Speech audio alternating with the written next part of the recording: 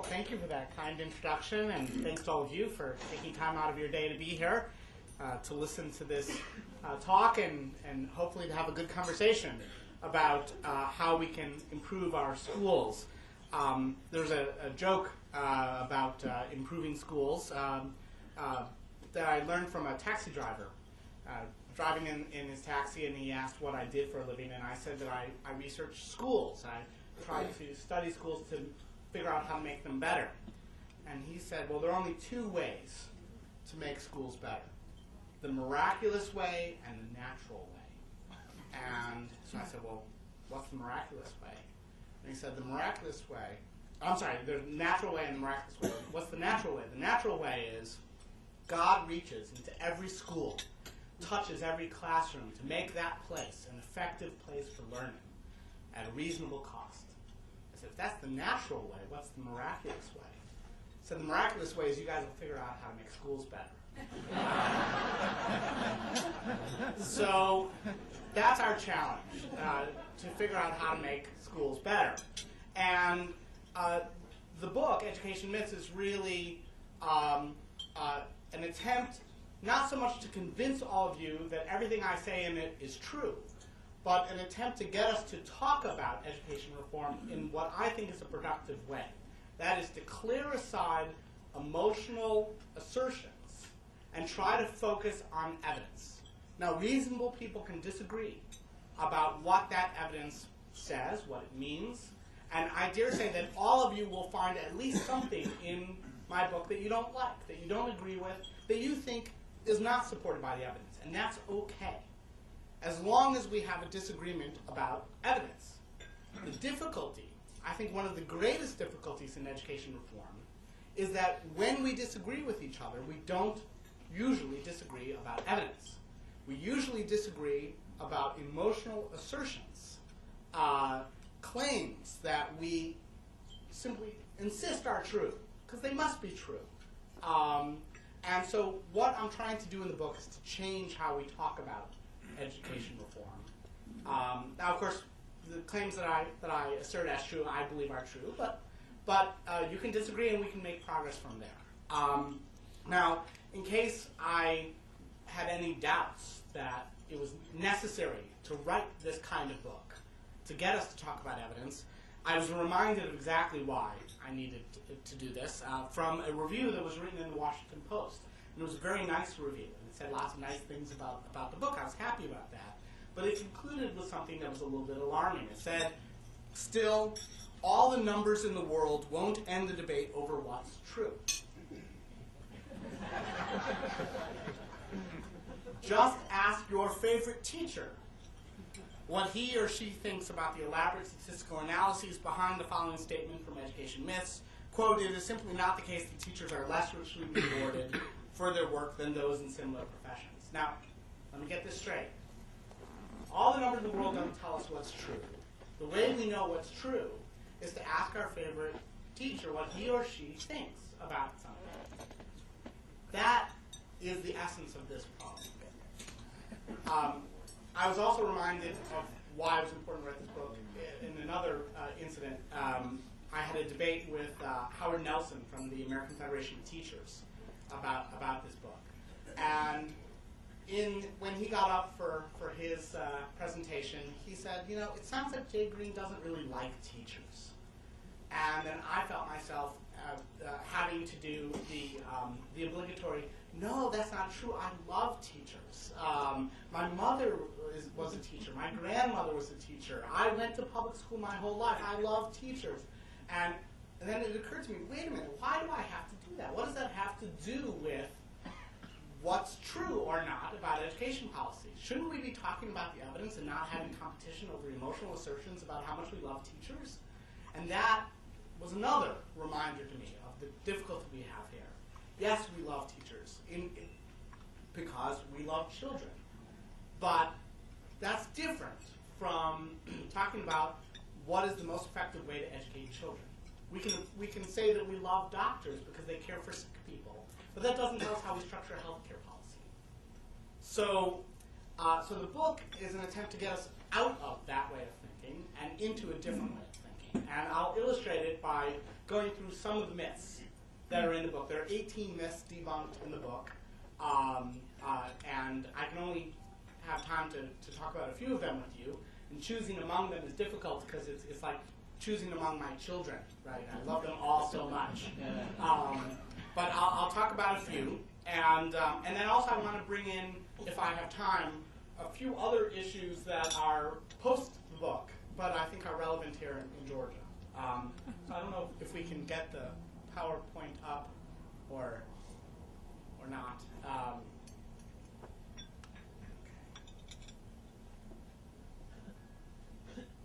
Okay. Oh, I don't know. If not, I can just do like this. But it's not actually very necessary. I'll start, and we'll see where we can go. First, let me say that myths are not lies. They're plausible stories that people tell that have some bits of support, but just don't encompass the entire truth. So we don't have it. Okay, that's fine. That's fine. They don't encompass the entire truth. And so myths then are these assertions we make that are simply inconsistent with a broad consideration of the evidence. And so we need to clear them away so that we can have a rational discussion of the evidence. And the first myth that I want to talk to you about is the most common myth and the one least well supported by evidence, and it's called the money myth. And the money myth is the idea that schools would perform better if only we gave them more money. If there's one thing that we know about education, this would be it. And unfortunately, it's not very well supported. Now, in case you have any doubts about whether people make this claim, and I think you shouldn't, we hear this all the time from all sorts of sources, from people in the street to experts to people who write our newspapers, tell us that we are horribly in need of additional money for schools. And so how do we know whether that's true or not? Now, don't get me wrong, I'm not making an argument here that all things being equal, it's better to have more money. It's not better to have more money than less. The question is whether more money alone would produce improvement. And there are two ways in which we can look at this. One is across time, and the other is across place. So first, across time. Across time, over the last 30 years in the United States, we have doubled per pupil spending, adjusted for inflation, so that we now spend $10,000, more than $10,000 per pupil per year on average in the United States. That's twice as much as we spent per pupil 3 decades ago, adjusted for inflation. Okay, so we've doubled our input. During that time, what's happened to outcomes? What has happened to student learning? Well, we can measure this in a few different ways. It's hard to have very reliable, consistent measures of student achievement over such a long period of time, but we have a few. One is NAEP. NAEP is the National Assessment of Educational Progress. It's the nation's report card. It's a test developed by the U.S. Department of Education. They've been giving it since the late 60s, early 70s in different subjects. And so we can look at the performance on NAEP over a very long period of time to get at student achievement. If we look at math and reading scores over the last 3 decades for 17-year-olds who are the end product of our K-12 system, we find there has been no change in student achievement over the last 30 years. None. It hasn't gone down. That's another myth in the book called the myth of decline. So students are not doing worse than they used to, but they're also not doing better. Average scale score in 1971 on reading was 285. In 2004, the average scale score on the NAEP for reading was 285, exactly the same. In math, the average scale score was 304 in 1973 when it was first administered. In 2004, it was 307, which is a 3-point gain, but is not statistically significant and is essentially no different. So no change at all in math or reading scores as measured by our most reliable long-term measure, the NAEP. Or we can look at graduation rates as another long-term measure. And there what we find is that in 1971-72, the national graduation rate was about 75%. Okay. In 2001-2002, the national graduation rate was about 72%. So slipped down a little bit, but hardly changed. Again, flat. So we've doubled inputs, and we have flat outcomes. Any industry that doubled its effort and achieved nothing else, nothing more in return, would be an industry that was out of business. In fact, the normal pattern in industry is that they produce more outcomes for less inputs. That's productivity. That's growth. In education, we've had the opposite of productivity. We've increased our inputs, and we've achieved no change in outcomes. Now, that's one way we could look at this. We could look over time, and we could see over time, we're not finding a relationship between spending more and getting more achievement. Now, people might say to themselves, well, lots of things have changed over time. Kids are different.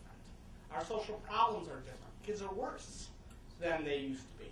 Now, there actually is an entire chapter devoted to this, the myth of helplessness, that actually, if you look at the evidence on student advantages and disadvantages that they bring to school, actually kids are better off on the whole today than they used to be. But let's hold that aside, and let's look at a different way of looking at the relationship between spending and achievement.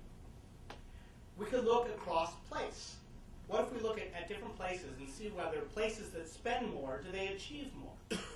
Now, you can't just compare with the raw eye, the naked eye. You can't just compare high spending to low spending, because there are other things that are different about those districts. You have to control for all observed differences between the districts and then try to isolate the influence of achievement. So sometimes you may find in the paper a reference to a district that may be a wealthy suburban district that spends a lot and also has high achievement, and people will say, see, spending more helps.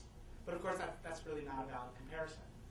It's quite possible that in that wealthy suburban district that spends a lot of money, that they have high achievement because they have very advantaged families. In fact, they may be performing below what we would expect given their advantages, despite the extra money they're spending.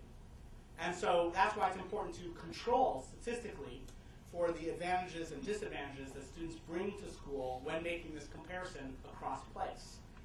There have been a large number of studies that have looked at this, controlling for these characteristics. In fact, 163 studies were reviewed by Eric Handyshek of Stanford University. He found that 129 of the 163 studies showed no statistically significant relationship between spending and achievement. So in the vast majority of studies, looking across place, controlling for student advantages and disadvantages, there's no relationship between spending and achievement. Now, how could this be? I mean, most of us know that in most parts of our life, if you spend more, you get more. So how could it be that in schools, when we spend more, we don't get more? And a quick answer to that, although we can talk about this more perhaps in question and answer, but the quick answer to that is that there's a problem of incentives in education. The problem is that the resources in education are not attached very well to the outcomes.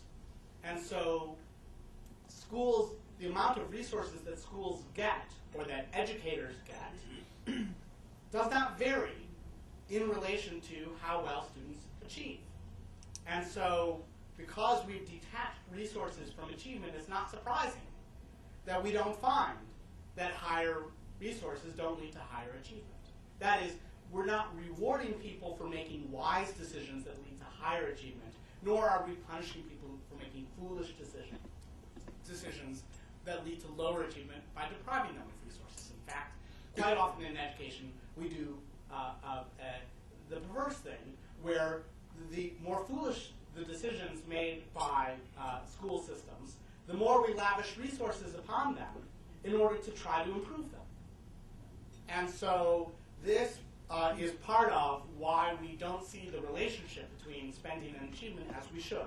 It's because we have an improper set of incentives in education where we've detached resources from achievement. So this is the money myth. Let me tell you about a second myth in the book called the college access myth. And the college access myth is the notion that we have a large pool of students who are fully qualified to go to college, but can't because there's insufficient financial aid or insufficient affirmative action efforts to get those students into college. And by college here, let me be clear, I'm referring to four-year college. Now, the problem is not lack of financial aid or lack of sufficient affirmative action. The problem primarily is the lack of qualified students. It's a pipeline problem. And let me illustrate it by talking about how many students enter the pipeline of our K-12 system and how many come out the other end able to go to a four-year college. There are about 4 million students in a cohort. About 4 million students will enter high school each year, more or less. So that's how many students are entering the pipeline. Of those 4 million students, only 2.8 million will graduate high school. And you can't go to a four-year college unless you graduate high school. Or let me be more precise. You can't go to most four-year colleges unless you have graduated high school. Okay, so we have 2.8 million high school graduates coming out the other end. But here's the other thing that people don't realize. You can graduate high school and be unable to apply, even to apply to a four-year college. How is that? It's because the requirements to graduate high school are not aligned with the requirements to apply to four-year college. There's a gap. So, in particular, virtually every four-year college in the country requires at least 4 years of English on the high school transcript, 4 years of English, 3 years of math, and 2 years each of natural science, social science, and foreign language. If you don't have those courses on your high school transcript, you can't apply to most four-year colleges. Virtually all public four-year colleges, and there are exceptions among private four-year colleges, but this is the number of options for four-year college you have if you don't have a college prep transcript, 4 years English, 3 years math, 2 years of natural science, social science, and foreign language. If you don't have those, almost all doors are shut to you. Okay? So, of the 2.8 million students who graduate high school, how many of them have a college prep transcript? Only about 1.3 million. About half of our students who graduate high school meet high school graduation requirements, but they don't meet college entrance requirements. So they can't go. Now, if 1.3 million students are graduating high school with a college prep transcript, guess how many students enter four-year college for the first time each year? 1.3 million.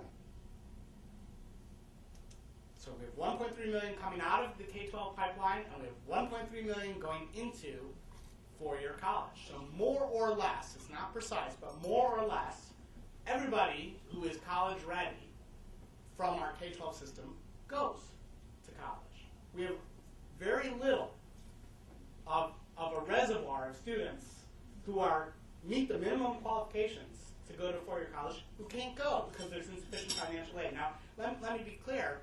It's a financial burden on families. That's true. And so one can make a reasonable argument that we need to increase financial aid in order to reduce that financial burden. That's a different story. But it is not the case that students are unable to go to college because they don't have enough money. Colleges have, for the most part, made themselves affordable one way or another, not always easily. With loans and work, it's burdensome and difficult. But they have made themselves available to students who meet the minimum qualifications. And in fact, it makes sense that four-year colleges are taking on just about every qualified student they can because, after all, those are their customers. Especially at state universities that receive large subsidies for each credit hour, they have very strong incentives to enroll every living, breathing person they could. In fact, the reason why there are these requirements that restrict them from admitting more people is precisely because the government is concerned about their over-enrolling people and trying to get too many subsidies. So colleges have lots of incentives to make it possible for people to come, especially because someone other than the student is paying a large chunk of the bill. So this is the college access myth. Now, let me tell you about the third myth, the draining myth.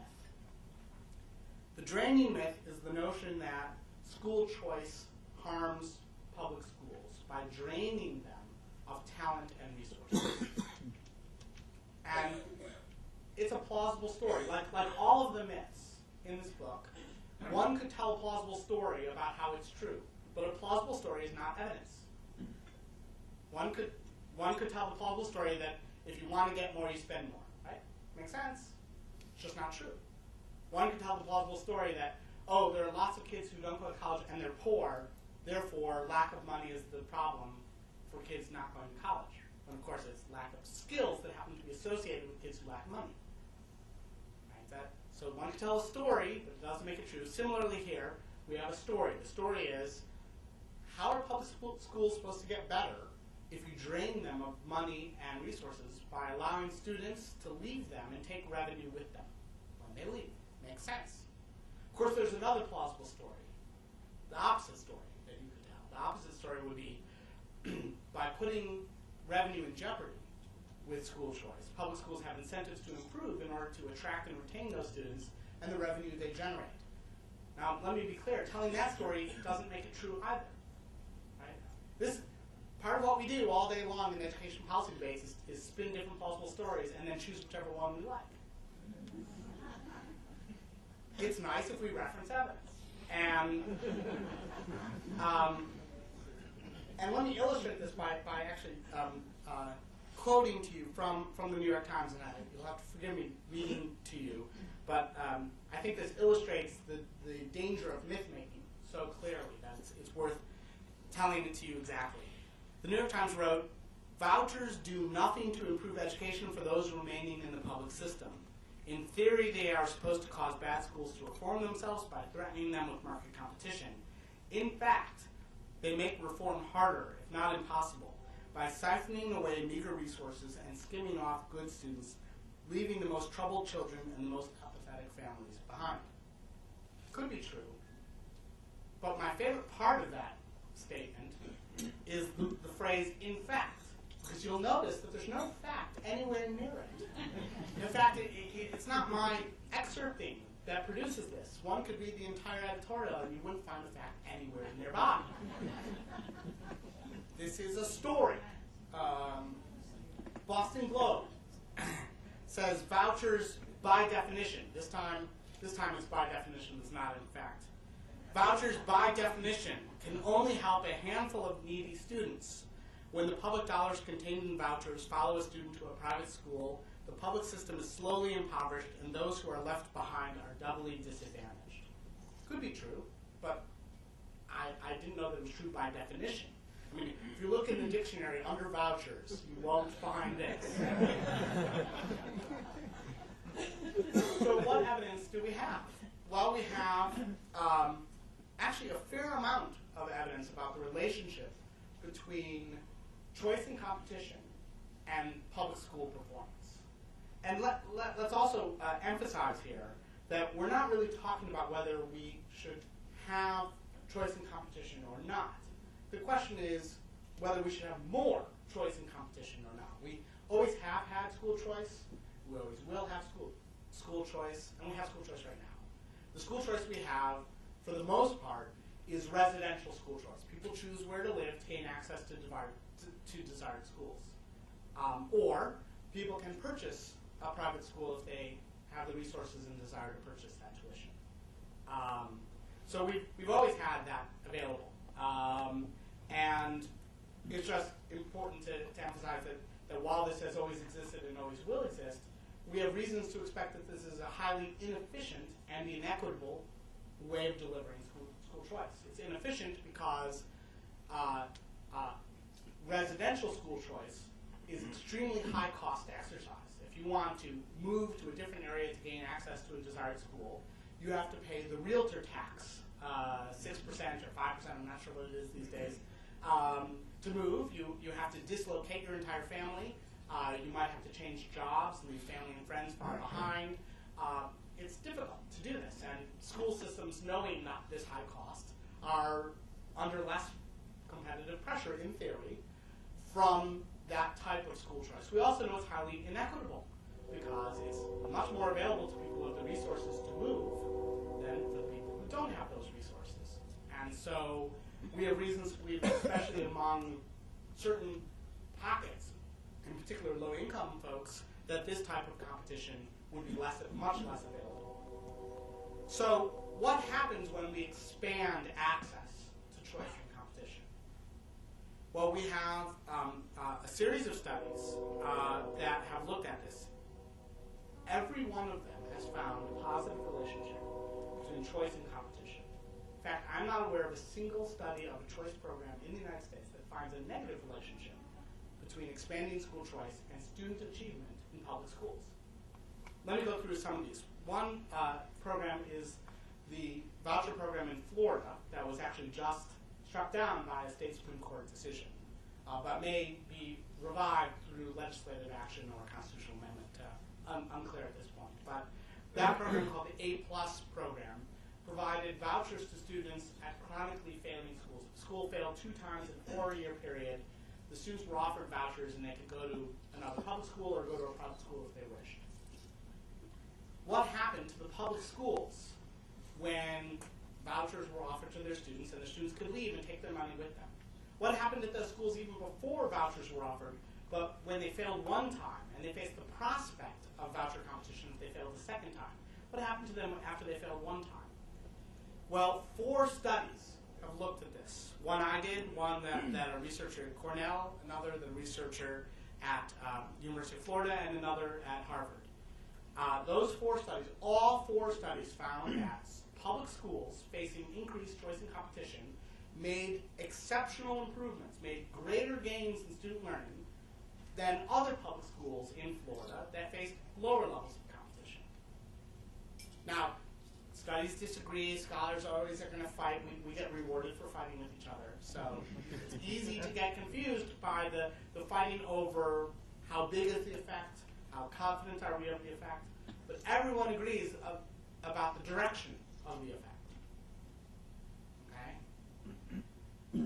In Milwaukee, we also have a voucher program there that has been studied both by Caroline Huxby and by a study that I did, where we looked at differential exposure to voucher competition in public schools.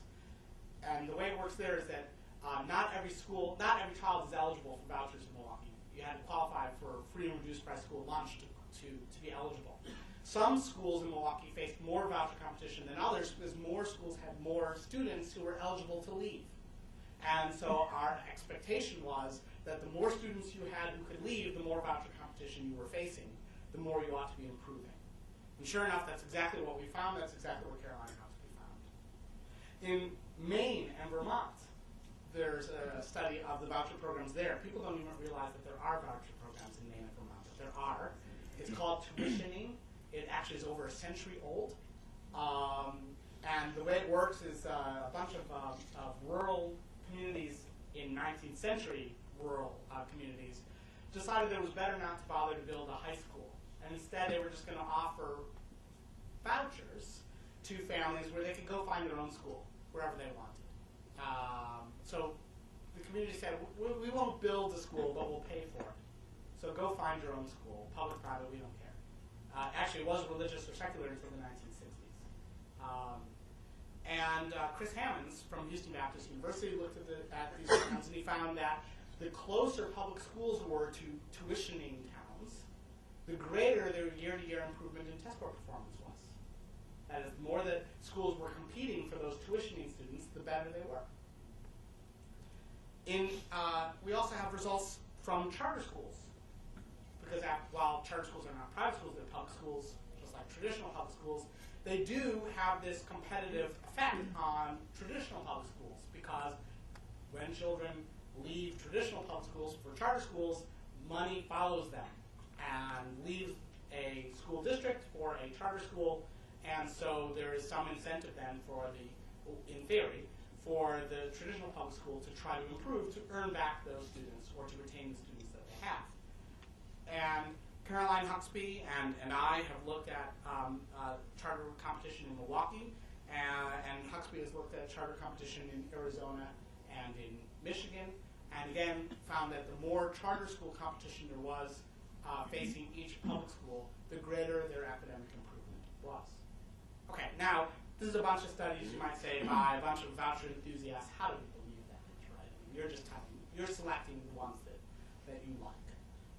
And yes, you said that they're all positive. You're not aware of any negative ones, but how do I know to believe you? Well, you don't have to believe me. You could listen to a review that was conducted on this question by Clive Belfield and Hank Levin at Teachers College, no friends of school choice. And they reviewed 206 analyses and concluded, quote, a sizable majority of these studies report beneficial effects of competition across all outcomes. The above evidence shows reasonably consistent evidence of a link between competition, choice, and education quality. Increased competition and higher educational quality are positively correlated. So we have pretty good evidence that, in fact, contrary to what the New York Times said, in fact, when public schools face expanded choice of competition, they tend to improve student achievement.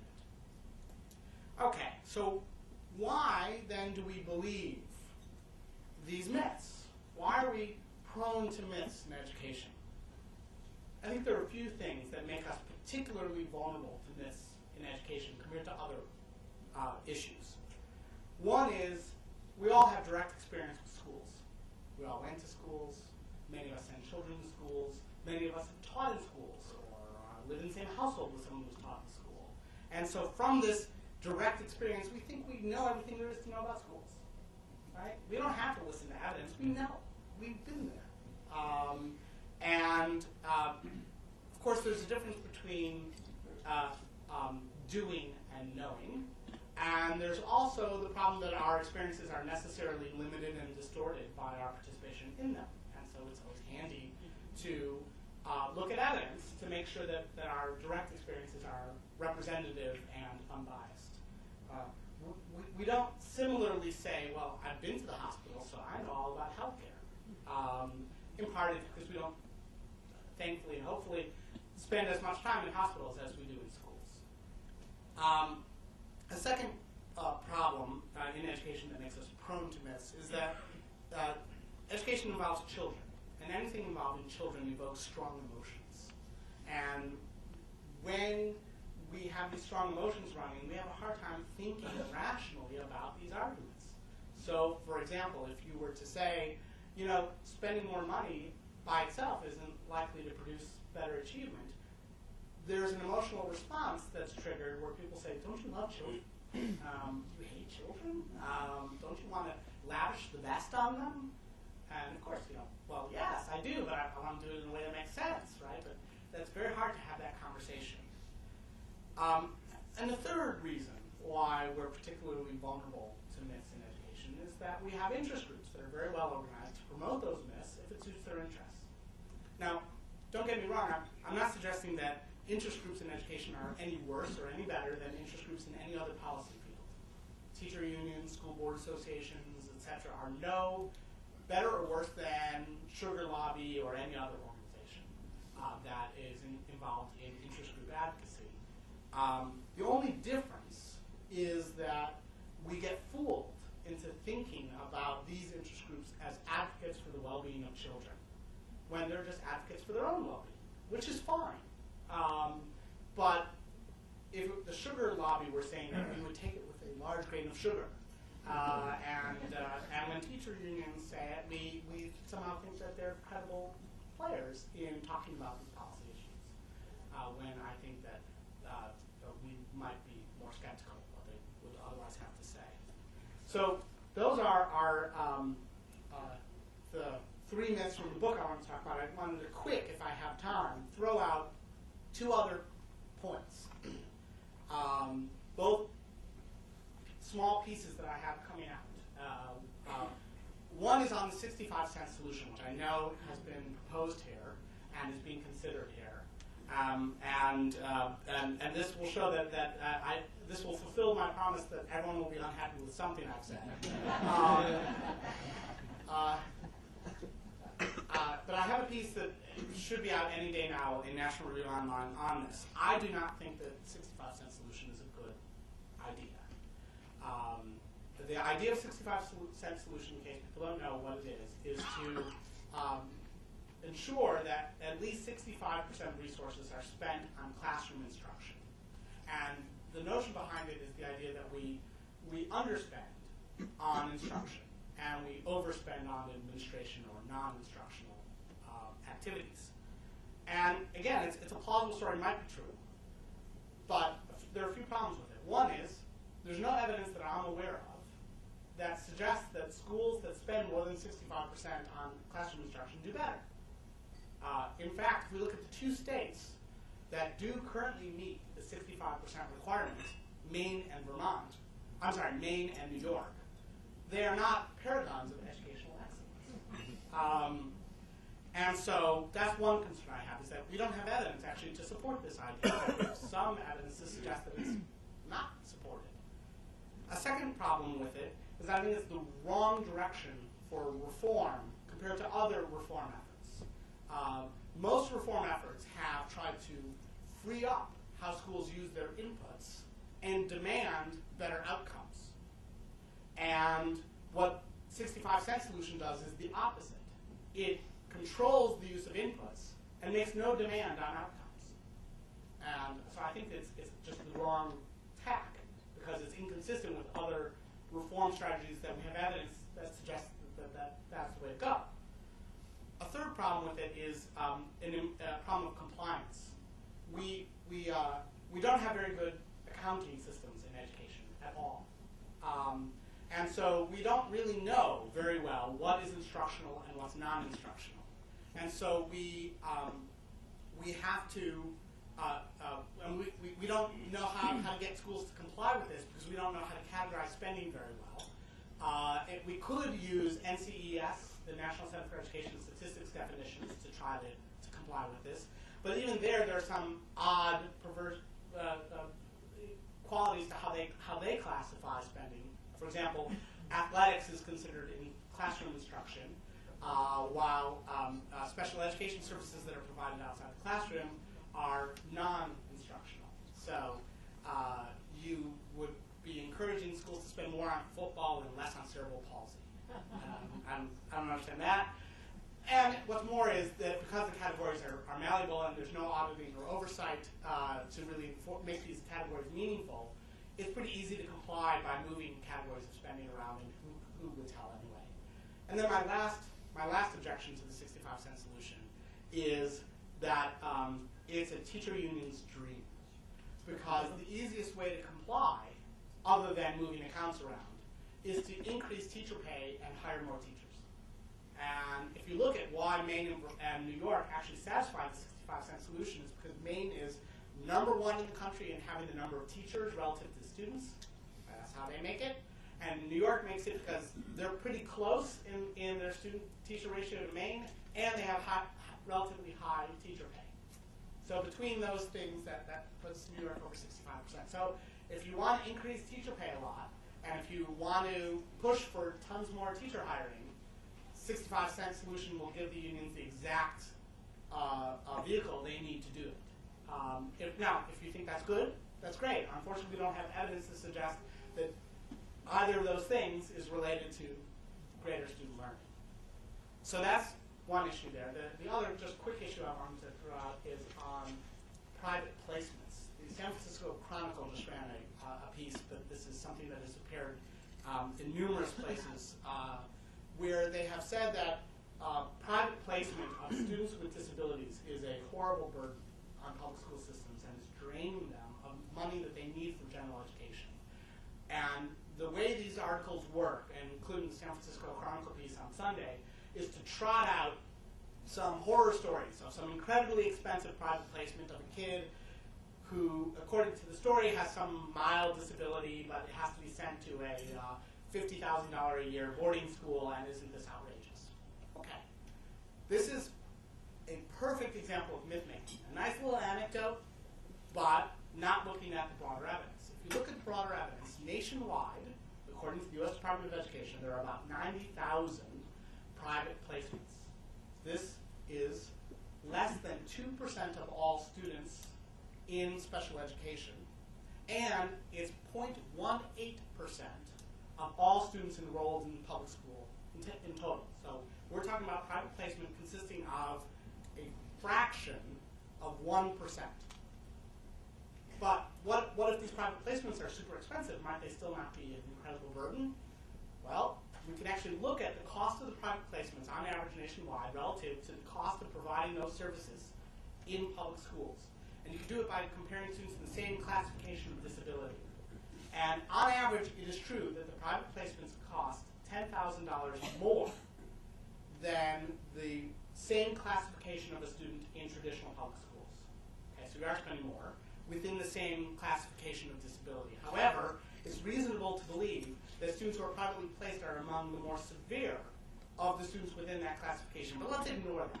Let's ignore that. Let's just assume you're paying $10,000 extra for that kid if you privately place them. If that's true, even then we're talking about something that adds up to 0.2% of total public expenditures in education. So if 0.2% is the horrible burden of private placement, then schools must be running on razor-thin margins with no fat to spare. And so I think that in my mind, the blaming of private placements for the lack of services in general education is an attempt to point at someone else for shortcomings in schools, rather than pointing at the school itself. So those are two new pieces that I have coming out that are not found in the book, but I thought I would just throw them out there because they might add to a lively discussion. But I look forward to hearing what everyone has to say. Thank you.